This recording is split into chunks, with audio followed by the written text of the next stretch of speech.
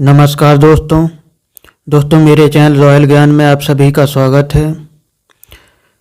दोस्तों, अगर आप लोगों ने अपना इनकम टैक्स रिटर्न भरा हो तो इनकम टैक्स रिटर्न भरते समय चौथे नंबर का जो फॉर्म रहता है ITR 4, उसमें दोस्तों कुछ सेक्शंस मेंशन रहते हैं।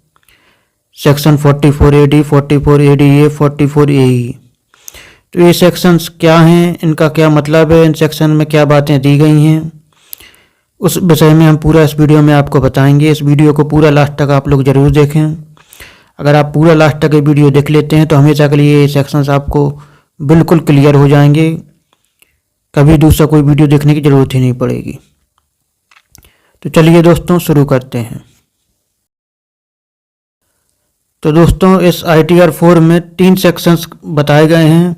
पहले नंबर का सेक्शन है 44AD, दूसरा सेक्शन 44ADA, तीसरा सेक्शन 44AE।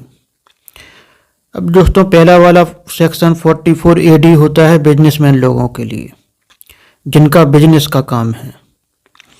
दूसरा सेक्शन 44ADA होता है जिन लोगों का प्रोफेशन का काम है, उन लोगों के लिए।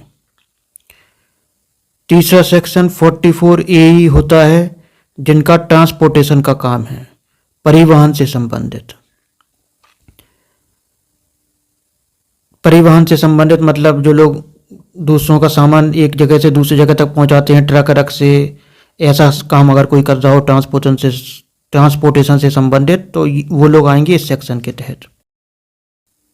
और दोस्तों, जैसे पहले सेक्शन में हम सबसे पहली चीज़ आप लोग ये समझ लीजिए, कुछ लोगों को ये क्लियर नहीं होगा कि बिजनेस और प्रोफेशन में क्या अंतर है। तो जैसा कि हमने कहा, पहला सेक्शन 44AD के तहत आते हैं बिजनेसमैन लोग जिनका बिजनेस का काम है। अब दोस्तों, और दूसरे सेक्शन 44ADA में आते हैं जिनका प्रोफेशन का काम है। तो अब बिजनेस और प्रोफेशन में क्या अंतर है दोस्तों, हो सकता है किसी को ये ना पता हो। तो दोस्तों देखो, बिजनेस का मतलब होता है जैसे आपने कहीं अपनी कोई भी दुकान खोली है, आप कोई भी ऐसा काम कर रहे हैं कि मान लो कोई रॉ मटेरियल पहले आपने खरीदा, फिर उस पर काम किया, प्रोडक्ट बनाया, फिर बेचा, या तो इस तरह का काम कर रहे हो आप। या फिर आजकल जैसे अपने घरों के पास दुकानें होती हैं बिस्कुट, नमकीन, टॉफ़ी की, या टीवी, फ्रिज, वॉशिंग मशीन की, तो ये लोग क्या करते हैं, दूसरी कंपनियां सामान रख गई, उन्हें बेच रहे हैं, बस उनका कमीशन थोड़ा ले रहे हैं। तो ये भी ऐसा काम करने वाले भी बिजनेस के अंतर्गत ही आते हैं, बिजनेसमैन ही कहलाते हैं। अब दोस्तों, प्रोफेशन का काम किनका होता है? प्रोफेशन में दोस्तों वो लोग आते हैं जैसे कि CA हो गए, चार्टेड अकाउंटेंट, लॉयर हो गए, डॉक्टर हो गए। ये लोग आपको सर्विसेज दे रहे हैं। डॉक्टर सरकारी नहीं, प्राइवेट डॉक्टर जिनने अपना क्लिनिक खोला हुआ है, लॉयर हैं, चार्टेड अकाउंटेंट वगैरह, ये लोग अपनी सर्विस दे रहे हैं आपको, अपने दिमाग का इस्तेमाल करके। अलग से कोई प्रोडक्ट नहीं खरीद रहा है, अपना दिमाग का इस्तेमाल करके किसी को सर्विस देना और सर्विस के बदले पैसे लेना। तो ये सब प्रोफेशन का काम होता है। चार्टेड अकाउंटेंट, लॉयर वगैरह इसमें आते ही हैं। डॉक्टर लोग भी इसी में आते हैं जो प्राइवेट, जिनके केबिन है, सरकारी नौकरी वाले नहीं आते। सरकारी नौकरी का तो टैक्स ऑटोमेटिक सब कटता ही है। जिनका सरकारी नौकरी नहीं है, केवल डॉक्टरी की है, अपना प्राइवेट क्लिनिक खोल लिया, वो लोग भी इस प्रोफेशन के तहत ही आएंगे। तो बस दोस्तों, प्रोफेशन और बिजनेस में ये अंतर होता है। तो दोस्तों, इन तीनों ही सेक्शन के विषय में सबसे इम्पोर्टेंट जो पॉइंट है वो आप सुनिए। आप सबसे इम्पोर्टेंट जरूरी बात यह है कि ये तीनों ही सेक्शन जो हैं ये ऑप्शनल हैं। मतलब किसी की अगर इच्छा है तो वो इन सेक्शंस के अंदर आकर अपना इनकम टैक्स दे सकता है इन सेक्शंस के तहत। अगर किसी की इच्छा नहीं है तो कोई बात नहीं, इनकम टैक्स किसी के ऊपर भी ये सेक्शंस जबरदस्ती नहीं थोपता, किसी को भी बाध्य नहीं करता। अब दोस्तों, आप ये कहेंगे कि फिर ये सेक्शंस बनाए क्यों गए हैं? ये सेक्शन दोस्तों इसलिए बनाए गए हैं कि कुछ लोग होते हैं जैसे कि बिजनेस का काम है, छोटा मोटा बिजनेस है, रोज़ की कुछ चीज़ें बिक रही हैं, कभी कुछ बिक ही नहीं रहा, कभी प्रॉफिट ज़्यादा हो गया, कभी बिल्कुल नहीं हुआ, कभी कुछ चीज़ें बिकी नहीं, कभी बहुत ज़्यादा बिक गई। तो हर चीज़ का हिसाब रखना बहुत कठिन हो जाता है। तो इनकम टैक्स ने केवल ऑप्शन दे रखा है एक अलग से कि अगर आप अपना हर चीज़ का हिसाब ना रख पाएँ, रोज़ की आपकी बिक्री कभी कुछ भी हो रही, कभी कुछ भी हो रही है, अगर आप हर चीज़ का हिसाब ना रख पाएँ तो ऐसे लोगों के लिए ये सेक्शंस हैं कि जिनका बिजनेस का या प्रोफेशन का या ट्रांसपोर्टेशन का काम है। इन 3 लोगों में से अगर कोई अपना हिसाब किताब नहीं रख पा रहा है तो वो इन 3 सेक्शंस के अंदर आकर अपना इनकम टैक्स दे सकता है। बस दोस्तों इतना सा है। तो ये इन तीनों ही सेक्शंस के विषय में एक ओवरऑल चर्चा हुई। अब चलिए दोस्तों आगे चलते हैं, तीनों ही सेक्शंस के विषय में अलग अलग डिटेल में थोड़ी चर्चा करते हैं।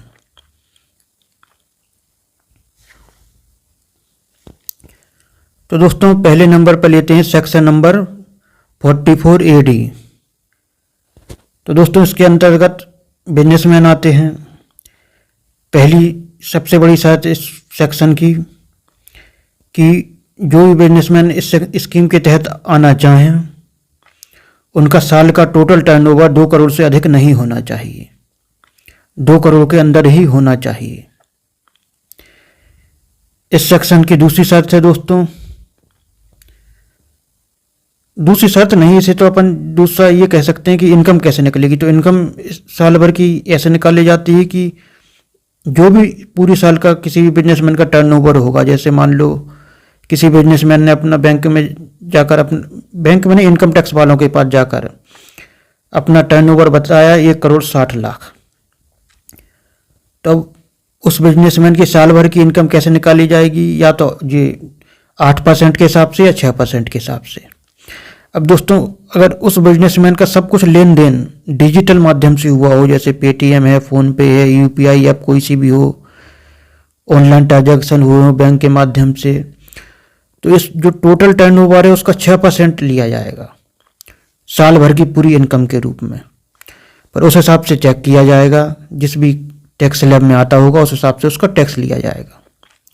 अब मान लो सब लेन देन उसका डिजिटल माध्यम से अगर नहीं हुआ है, अलग से डायरेक्ट लेन देन हुआ है, तो फिर इनकम टैक्स की तरफ से नियम बनाया गया है, फिर 8% लिया जाएगा टोटल टर्नओवर का, 8% लिया जाएगा 1,60,00,000 का।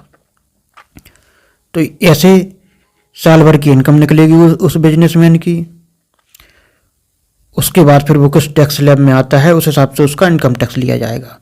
अब दोस्तों ये 8% और 6% जो निकाला जा रहा है ना टोटल टर्नओवर का, ये मिनिमम है दोस्तों। इससे ज़्यादा भले ही हो सकता है, इससे ज़्यादा भले ही हो सकता है। अगर कोई बड़ा ट्रांजैक्शन हुआ है, इनकम टैक्स वालों ने सब बैंक में डिटेल लेती ही है। 8 और 6% तो मिनिमम कहा गया है कि इतना तो हम लेंगे ही लेंगे, इससे कम आप अपनी आय नहीं बता सकते। कुछ लोग अपनी आय छुपाते हैं ना, इसलिए बहुत सीधा टर्नओवर से कैलकुलेट करते हैं कि इससे कम आप अपनी आय नहीं बता सकते। तो दूसरा शर्त ये हो गई। तीसरी शर्त दोस्तों ये है कि इस वाले सेक्शन में सरकार की तरफ से एक नियम ये बनाया गया है कि जो भी बिजनेसमैन अगर एक बार इस सेक्शन के तहत इनकम टैक्स दे देता है तो अगले 5 साल तक उसे, मतलब पूरे 5 साल तक उसे इसी स्कीम के तहत इनकम टैक्स देना होगा।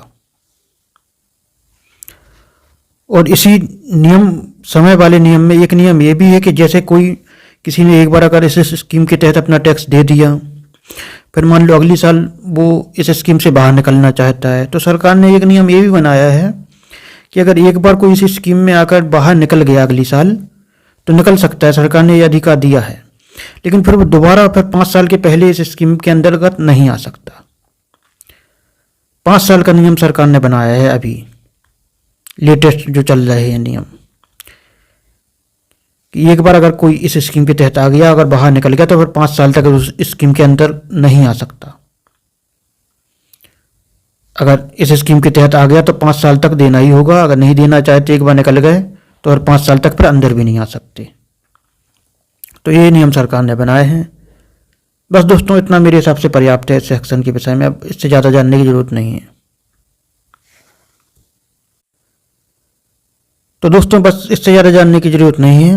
मैंने आपको बताया कि ये सेक्शंस केवल ऑप्शनल हैं।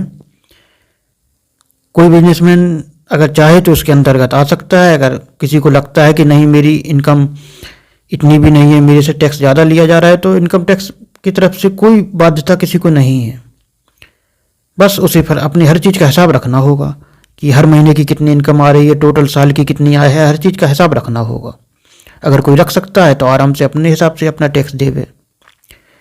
बस इतना ही है। तो चलिए दोस्तों अब चलते हैं दूसरे सेक्शन की तरफ। Section number 44 ADA। तो दोस्तों ये जो दूसरा सेक्शन है सेक्शन 44 ADA, इसके अंतर्गत आते हैं प्रोफेशनल लोग जिनका प्रोफेशन का काम है। इनके लिए पहली कंडीशन दोस्तों कि इनका साल का टोटल टर्नओवर 50 लाख से ज़्यादा नहीं होना चाहिए, 50 लाख के अंदर होना चाहिए। अब इनकी टोटल पूरी साल की इनकम कैसे निकलती है दोस्तों? इनका जो भी टोटल टर्नओवर होगा एक साल का, जो भी मतलब बैंक में ट्रांजैक्शन टोटल आता है, पैसा आता है, या जो भी प्रोफेशनल लोग हैं ये जो भी अपनी आय बताते हैं इनकम टैक्स वालों को, उसका जैसे टोटल टर्नओवर बताया 42 लाख किसी ने, तो अब 42 लाख का 50% लिया जाएगा। मतलब दूसरी कंडीशन मतलब इनकम इनकी ऐसे ही निकलती है कि 50% लिया जाता है टोटल एक साल का टर्नओवर का। तो 42 लाख का 50% हुआ 21 लाख। तो ये एक प्रोफेशन का काम जो भी करता है ये मतलब उसकी एक साल की टोटल इनकम हो गई। अब 21 लाख के हिसाब से जिस भी टैक्स स्लैब में आता हो उस हिसाब से इसका टैक्स लगेगा। यहाँ पर भी वही चीज़ दोस्तों, 50% मिनिमम है इनकम टैक्स की तरफ से। इतना तो कम, इससे कम ये लोग आय अपनी नहीं बता सकते टोटल टर्नओवर की। 50% तो आय इनको माननी पड़ेगी, इससे ज़्यादा भी हो सकती है, ये तो कम से कम नियम है। अब दोस्तों आपके मन में ये डाउट आएगा कि इससे पहले वाले सेक्शन में केवल 8 या 6%, इधर पर 50%, ऐसा क्यों? उसका कारण दोस्तों यही है कि पहला था बिजनेस वालों का काम। बिजनेस में अपन को पहले रॉ मटेरियल लेना पड़ता है, उसमें पैसा खर्च होता है। उससे अगर कोई दूसरी चीज़ बनानी हो प्रोडक्ट, उसमें भी प्रोसेसिंग में भी पैसा जाता है। जो घर के आसपास अपनी दुकानें होती हैं उनमें पहले प्रोडक्ट खरीदते हैं दूसरों से, मतलब पहले अपन को पैसा लगाना है, उसमें थोड़ा बहुत अपन को प्रॉफिट होता है। तो अपन का खर्चा भी तो हो रहा है, थोड़ा बहुत ही तो प्रॉफिट होता है। तो टोटल टर्नओवर तो बहुत ज़्यादा हो जाता है ना, तो उसमें आय बहुत कम रह जाती है टोटल टर्नओवर की। और जो प्रोफेशन का काम कर रहे हैं वहाँ पे वो लोग कोई प्रोडक्ट थोड़ी बना रहे हैं, किसी से पहले खरीद थोड़ी रहे हैं, वो तो केवल अपने दिमाग का इस्तेमाल करके डायरेक्ट सर्विस दे रहे हैं और उससे पैसा कमा रहे हैं। तो यहाँ तो जो भी टर्नओवर होगा वो तो ज़्यादा ही होगा दोस्तों। इन्हें केवल एक बार अपना ऑफिस सेटअप करना है और अपनी सर्विस देने के लिए कुछ टीम रखनी होगी, बस एक बार का इन्वेस्टमेंट है इन लोगों का।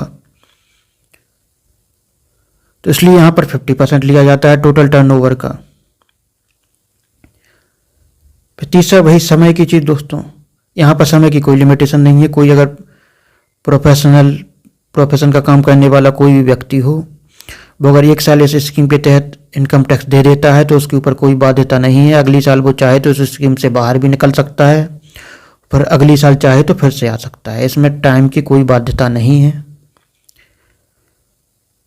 तो बस दोस्तों इसमें इतना ही काफ़ी है। फिर से एक बार कह दें कि ये तीनों ही ऑप्शनल हैं। कोई प्रोफेशनल का काम करने वाला अगर चाहे तो इस स्कीम के तहत, इस सेक्शन के तहत अपना इनकम टैक्स दे सकता है। अगर उसे लगता है कि नहीं हमारा ज़्यादा जा रहा है इनकम टैक्स इसके हिसाब से, तो उसे फिर वही इनकम टैक्स वाले वही कहते हैं कि अपना एक एक चीज़ का हिसाब रखना होगा फिर पूरा।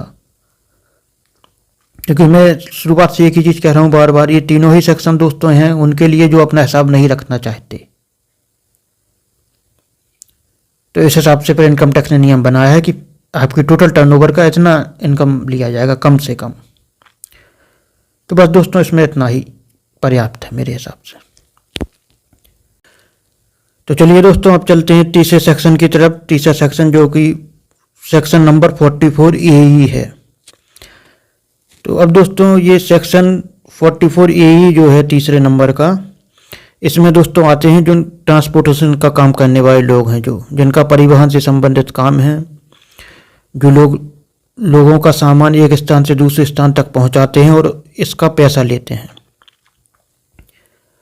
तो अब दोस्तों सरकार की तरफ से, इनकम टैक्स वालों की तरफ से इसमें पहला नियम, पहली शर्त यही है, जो भी ट्रांसपोर्टेशन का काम करते हैं तो पहली शर्त यही है कि जो भी इस स्कीम के तहत आएँ, इस सेक्शन के अंतर्गत आना चाहें ट्रांसपोर्टेशन का काम करने वाले, उनके पास परिवहन ट्रांसपोर्टेशन का काम करने के लिए जो भी वाहन हो उनकी संख्या 10 से अधिक नहीं होना चाहिए। अगर 10 से अंदर है, 10 या 10 से अंदर आपके पास व्हीकल हैं तो आप इस स्कीम के तहत आकर अपना टैक्स दे सकते हैं, पहली कंडीशन। अब दोस्तों दूसरी चीज़ वही कि इसमें आय कैसे निकलती है।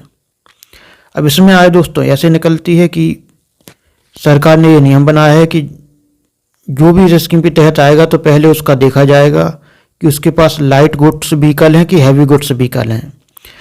मतलब लाइट गुड्स व्हीकल में कुछ भी ये लोडिंग से संबंधित गाड़ियाँ आती हैं छोटी मोटी, हैवी गुड्स व्हीकल में बड़े बड़े ट्रक आ जाते हैं। तो पहले ये देखा जाएगा लाइट गुड्स व्हीकल हैं कि हैवी गुड्स व्हीकल हैं। अब अगर किसी के पास लाइट गुड्स व्हीकल हैं, मतलब छोटे व्हीकल हैं, तो मान लिया 10 व्हीकल हैं किसी के पास, तो अब दोस्तों उसकी इनकम कैसे निकाली जाएगी टोटल साल भर की। तो सरकार ने यहाँ नियम बनाया है कि पर व्हीकल की 7500 आय मानी जाएगी एक महीने की, 7500 एक महीने की पर व्हीकल की। तो एक महीने की 10 व्हीकल की कितनी हो गई, 75,000। तो दोस्तों इस हिसाब से फिर पूरी साल भर की आय कितनी होगी, 75,000 इंटू 12, मतलब 75,000 का गुणा 12 से कर देंगे अपन। तो जो भी आएगा वो इनकी साल भर की टोटल आय इनकम हो जाएगी, पूरी एक साल के फाइनेंशियल ईयर की, पूरी एक साल की फाइनेंशियल ईयर की जो टोटल इनकम होगी, टोटल टर्नओवर एक साल का, वो निकल आएगा। तो इस हिसाब से साल भर की आय निकल आएगी। इस हिसाब से जिस भी टैक्स स्लैब में आते हो उस हिसाब से टैक्स लगेगा। मतलब एक तरह से आय बिल्कुल फिक्स हो गई। इसमें सरकार क्लियर कहती है कि भाई आपका बिजनेस चले चाहे ना चले, हम तो एक आपके व्हीकल के हिसाब से इतना लेंगे ही लेंगे, इतना मान के चलेंगे कि इतनी आपकी इनकम हुई है। तो यहाँ पर वही बात उठती है कि दोस्तों की कोई कहे कि नहीं हमारी इतनी इनकम हो ही नहीं रही, तो सरकार और इनकम टैक्स की तरफ से किसी को बाध्यता नहीं किया गई है, किसी को मजबूर नहीं किया गया है। किसी की इच्छा है, अगर कोई अपना एक एक चीज़ का हिसाब किताब नहीं रख पा रहा है तो सरकार सीधी कहती है कि भाई अपना एक एक चीज़ का हिसाब किताब रखो, आपको कोई ज़रूरी नहीं है इस स्कीम के तहत आओ। ये मैंने कई बार बोला है इस वीडियो के अंतर्गत कि ये ऑप्शनल है ये स्कीम, किसी को चुनना हो तो चुनवे, नहीं चुनना हो तो अपना हर चीज़ का हिसाब रखें। तो इस हिसाब से इसके तहत स्कीम के तहत आपकी इनकम टैक्स सब कुछ बिल्कुल फिक्स हो जाता है। चाहे आप बहुत अधिक बिजनेस कर रहे हों, चाहे आपके किसी महीने बिल्कुल भी कमाई ना हो, लेकिन सरकार एक व्हीकल का 7500 के हिसाब से एक महीने का लेगी। मतलब लेगी नहीं, इतनी इनकम आपकी सरकार मान के चलती है कि एक महीने में एक व्हीकल के हिसाब से आपने 7500 रुपये कमाए।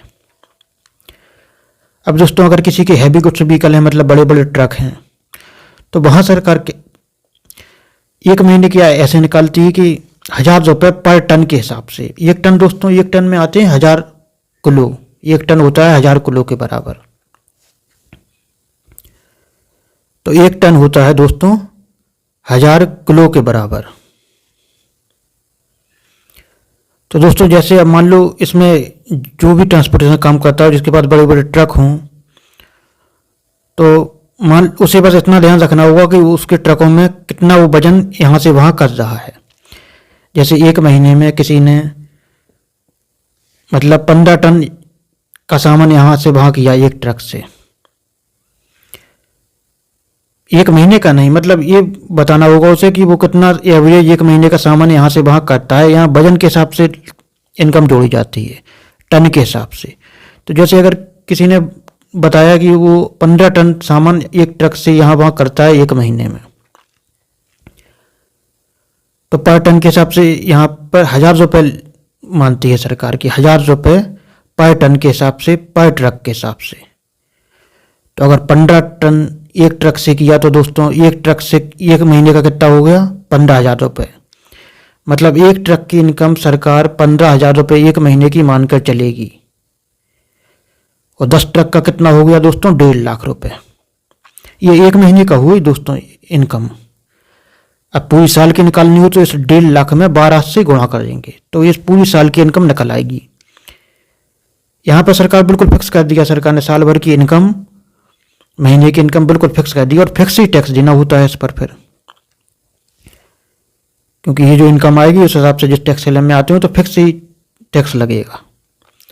तो इस हिसाब से निकलती है दोस्तों। अब किसी को लगे कि नहीं वो इतना नहीं कमा, क्योंकि यहाँ पर सरकार ने क्लियर कह दिया आपके ट्रकों से आप एक महीने में चाहे कमाओ चाहे बिल्कुल ना कमाओ, आपको एक एवरेज बताना होगा कि आप अपने ट्रक से हर महीने कितना सामान यहाँ से वहाँ करते हो बस। उसके बाद फिर आप हो सकता है एक महीने में बिल्कुल भी बिजनेस ना हो आपका, तब भी सरकार मान के चलती है कि नहीं हम तो यही मान के चलेंगे कि एक ट्रक से आप 15,000 रुपये के करीब महीने का कमा रहे हो। अगर 15 टन आपने बोल दिया एवरेज एक ट्रक का, तो इस हिसाब से सरकार लेगी आपकी इतनी इनकम मानेगी ही मानेगी। उस हिसाब से आपकी साल भर की इनकम जोड़ी जाएगी, फिर आप जिस टैक्स स्लैब के अंतर्गत आते होंगे उस हिसाब से आपका टैक्स लगेगा। तो किसी को अगर लगे कि भाई सरकार ज़्यादा टैक्स ले रही है, हमारी कभी बिक्री नहीं हुई, तो सरकार वही कहती है। यहाँ पर फिर से हम वही चीज़ आपसे एक बार फिर से कहेंगे कि ऑप्शनल है ये चीज़।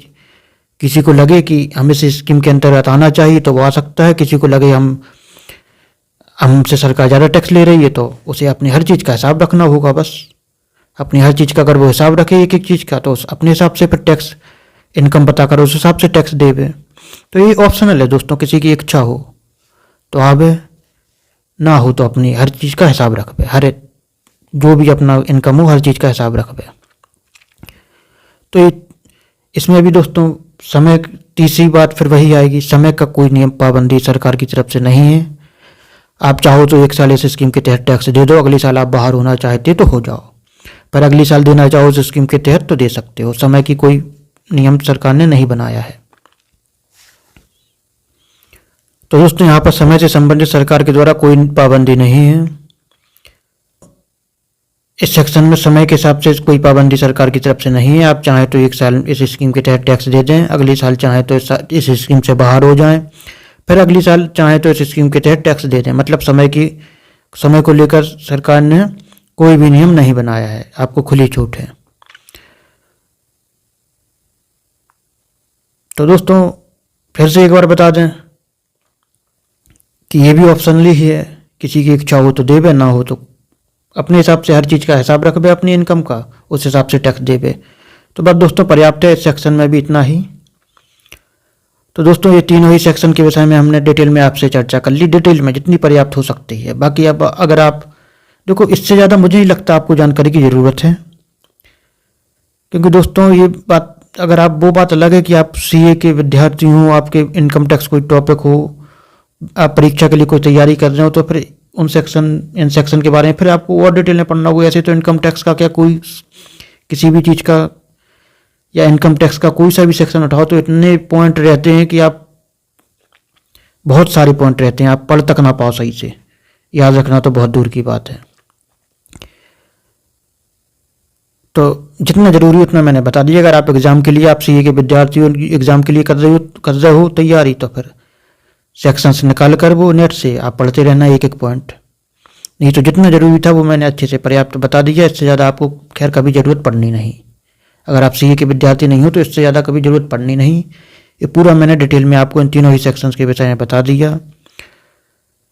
ये जो तीनों ही सेक्शन है दोस्तों ऑप्शनल है, इनसे एक प्रीजम्पटिव इनकम निकलती है। प्रीजम्पटिव मतलब एक अनुमानित, इससे एक अनुमानित आय निकलती है किसी की भी, जो बिजनेसमैन है, प्रोफेशन है, ट्रांसपोर्टेशन काम करने वाले लोग हैं, वो लोग अपना हिसाब ना रखें तो उनका एक, सरकार ने ये नियम इसलिए बनाए हैं कि सरकार एक अंदाज़ा लगाती है कि भाई आपने हिसाब नहीं रखा, आपका टोटल टर्नओवर ये है, हमने टोटल आपकी इनकम इतनी मान ली, इससे कम आप नहीं बता सकते, इससे ज़्यादा मान सकते हैं। इससे ज़्यादा हुआ हो टर्नओवर तो बता दो, नहीं तो अगर आपका टर्नओवर इतना हुआ है तो इससे कम आप अपनी इनकम नहीं बता सकते। सरकार ने मतलब ये नियम बताए हैं।